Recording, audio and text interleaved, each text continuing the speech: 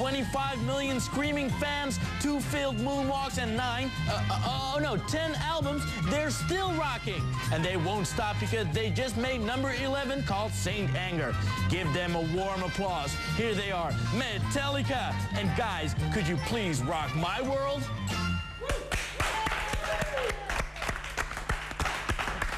Welkom bij Tweede Uur. Tweede Uur zal volledig in teken staan van Metallica. And I'm so proud you're here. Thank you. Cheers. Thank you very much. We're glad to be Welcome. How are you doing? Good, doing good. You know, Yeah. a little jet lagged, but I'm all right. Enjoying your stay here in Holland? It's excellent. Okay. You made a new album? Yes. The 11th. We heard it. It's a great album, I think. Thank you. Are you Yes, it satisfied? is. Yes, you're right. Yeah. Yes. It's louder. It's more heavier than the other albums. Yes, it is. Of the last decade. Yes, it is. Yes, very aggressive, very, well, energetic. Yeah, Sure. why is that? Are you... We're feeling good. Yeah. Feeling Yeah. happy. We're very, very. That's the way we play when we're happy. Yeah, okay, but there's also a lot of positive energy on it. Yeah, absolutely. But what has happened the last 3 years that there was a big turnaround? Well, we experienced so many things, you know, good and bad. You know, we just kind of took all those experiences that we experienced and just kind of channeled them into to the creative process, and then this is the result of it. You know, these are very, very good times for us, and you know, you would think that, you know, for us being in such a good place, we'd come up with somewhat of a you know, positive sounding album, and you know, there's a lot of positive aspects for it, but for some reason it just, because we're in such a good place, it just got heavier and heavier and heavier. Yeah. Is it a new, is this a rebirth or something? Every album's a rebirth, Yeah, I really? think. Yeah. Well, we... On a creative level. You have to wear that. What did you eat? What did you eat? It's Dutch food. Yeah. Dutch carrots. Every album's a rebirth. There's a birth. No. It's like just basically putting our hearts in our music where we are at that time, you know. Yeah. And you know, between records, there's lots of stuff going on in Metallica world, you know. And I think it's such a positive record because of all the negative stuff we've gone through. Yeah. I don't want to say negative, but all of the challenges that have helped us grow. Okay. The last 3 years, Jason left, the bass player. You got Rob, the new bass player. Right. Did he influence also the new album, or was he too late to influence? Yeah, I mean, he came in when we're at, you know, in the final stage of the album. Bob Rock played bass on the album. I really like his name. Bob Rock? Rock, because you're a rock man. Yeah. He has If it was Bob Disco, we wouldn't have got hired. Yeah. Bob Slager. Yeah. But yeah, you know, Rob came in at pretty much the last stages of the album. Yeah. But you know, he's on the DVD. Okay. And what the album actually consists of is you have the DVD with Bob Rock, or no, I'm sorry, you have the CD with Bob Rock playing bass, and then you have the DVD with Rob Trujillo playing bass. And so, you know, you can kind of have your choice of whether you want to hear us with, you know, Bob playing bass or with Rob playing bass. Okay, but you had a tough time the last 3 years. I heard you went into rehab. Was it difficult, or are you? I recommend it to everyone out there. It was like it was like college for my soul. It was stuff that I hadn't learned previously in my childhood, really. Yeah. New sets of instructions on how to handle the strains of life without my medication of sorts, you know. Yeah.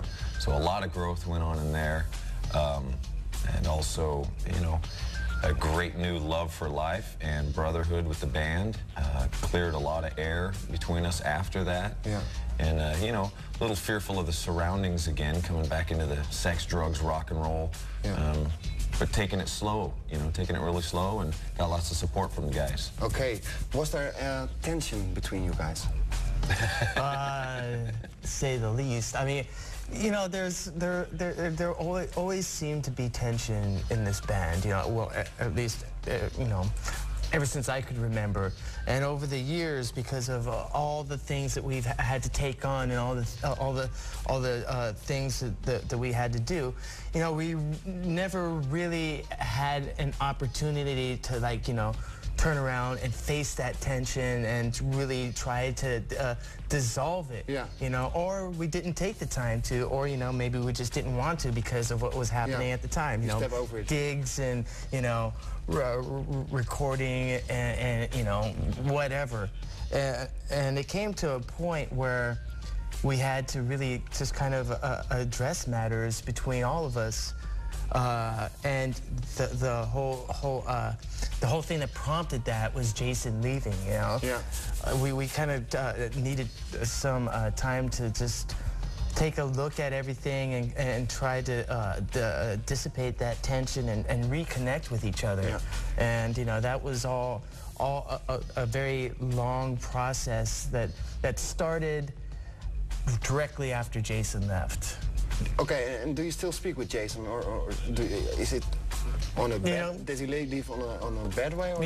You know, we've left messages for him on his machine. You know, it's all a matter of him just like getting back to us, and we're just waiting still. Okay, okay. Yeah, Jason was he's in a different place. That's all. Okay. So. He wasn't really. He wasn't ready to look inward like we all were. I think he had a vision of happiness somewhere else, and that's great. Yeah. So, you know, if there's stuff in the press that gets, you know, out of hand, and kind of, you know, we wanted a healthy divorce. Yeah, okay. And if we wonder, we can call him, you know, and see and speak directly. You know, that's the way to handle things. One last thing for this moment. With the looking back in yourself, you got help from a mental coach, I heard. You know. And he's called Dr. Phil. Well, we just call him Phil. Oh, y'all, Dr. Phil here. We just call him Phil. But yeah, you know, mental coach, you know, performance enhancement coach, you know, therapist, whatever you want to call him. What he really was he acted as a mediator between us, you know, when the communication between us kind of went sideways or haywire or whatever. He kind of stepped in and to try and, like, you know, up the levels of communication so that we could communicate with each other without it falling into, like, you know, some sort of like weird conflict, or without it, like, you know, just reaching a point where it was totally out of control.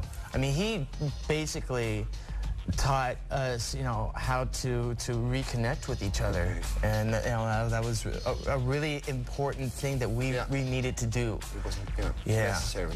Yeah. Was there a point when the end of Metallica was nearby?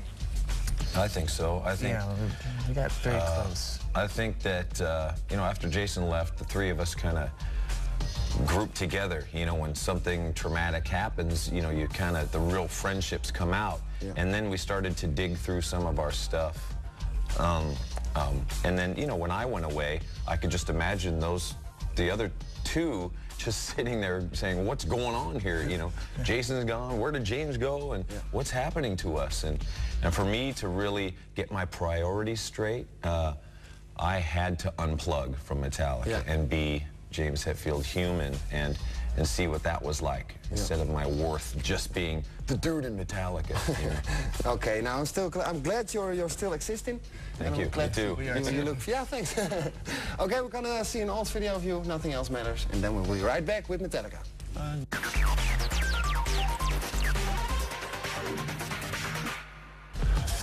Ja, MTV Live nog steeds met twee leden van Metallica. Whose idea was it to play with an orchestra? Michael Kamen. Yeah. The conductor. Okay.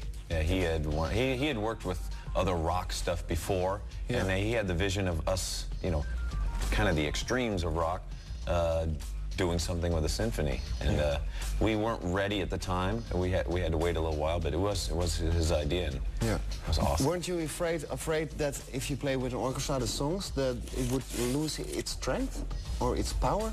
No, I think it would. No. We knew it would gain strength because of the, you know, a lot of our, especially our earlier stuff, was very orchestral in a way. I was trying to, you know, or we were trying to get kind of very epic sounding, you know, and you know, there was songs like Nothing Else Matters where I had done parts that were trying to be like orchestra. Yeah. So it seemed to fit quite awesome. And you're also familiar with the Finnish band, Apocalyptica, that play on 4 cellos your songs. Is it an honor for you guys? I think they're incredible. I mean, you know, those guys are just amazing musicians, and you know, the way they've interpreted our songs, it really, really comes across. And to me, you know, their versions are just as heavy as our versions. Yeah. I mean, they opened up a few shows for us up in Finland, and just to hear their cellos loud through a PA like that, I mean, it was really, really big and weighty. It was very cool. They also tried it with NSYNC, but it didn't work. Okay, we're going for commercials, and then we'll be right back. See you so.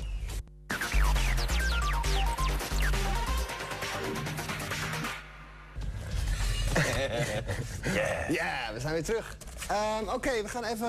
I want to ask you about your album. So, where did you get your inspiration from? Everywhere. Because you also wrote lyrics for the new album. Yeah, we all wrote lyrics this time around. You know, it was a good way to kind of release the burden off Jaymz. You know,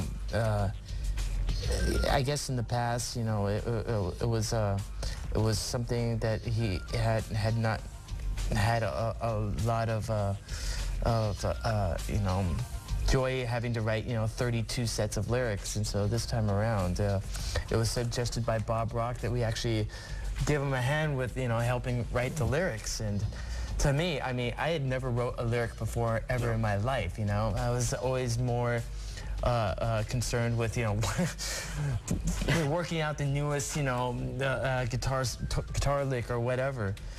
And so when it came time to write lyrics, Bob Rock gave each one of us a pad of paper and a pen and said, start writing lyrics. I'm like, oh my God, I don't know what to write about.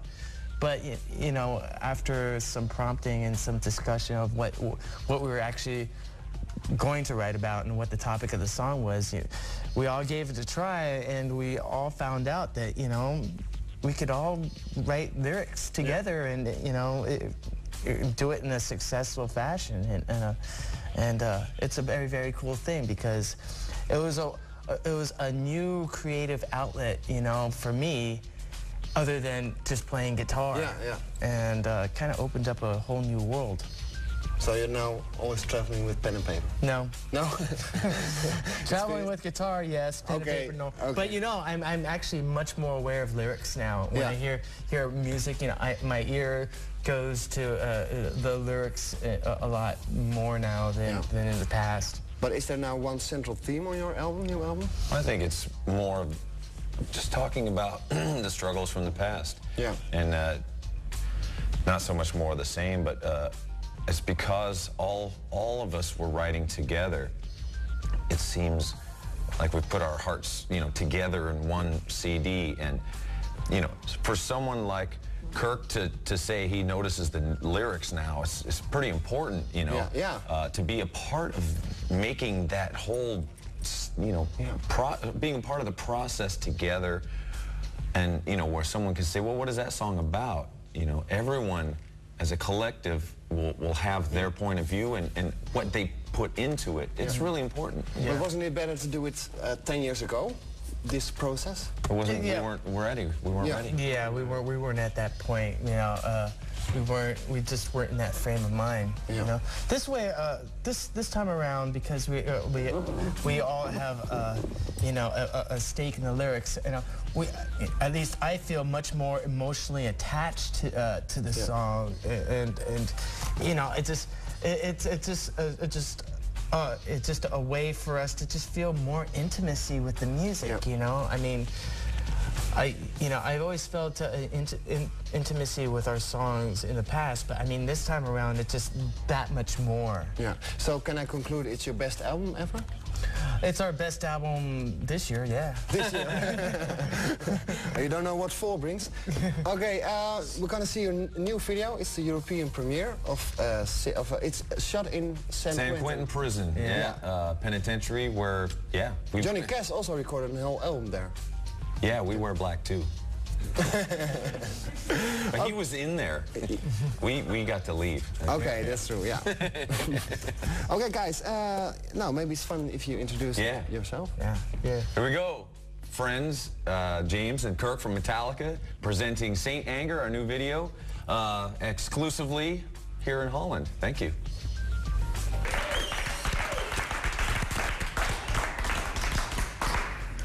Great. Yeah, it's an intense day. Yeah. That was. Yeah? Yeah, it's amazing. It's as real as it gets, man. Yeah, I think so. And were the inmates responding good? Yeah, I mean, it was really kind of a weird situation, you know, because going in there, you didn't really have any idea how they would respond at all. Yeah. But once they saw us and once they you know, knew why we're there and what we were doing, you know, they were totally into it, because it was you know, it was a great distraction for them. Yeah. From their day-to-day routines, to have this rock band come in and like shoot a video.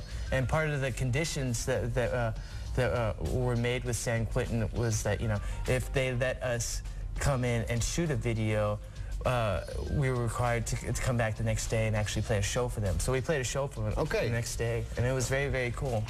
I heard NSYNC also wanted to do something in San Quentin. They only made it to the showers. They stopped at the showers.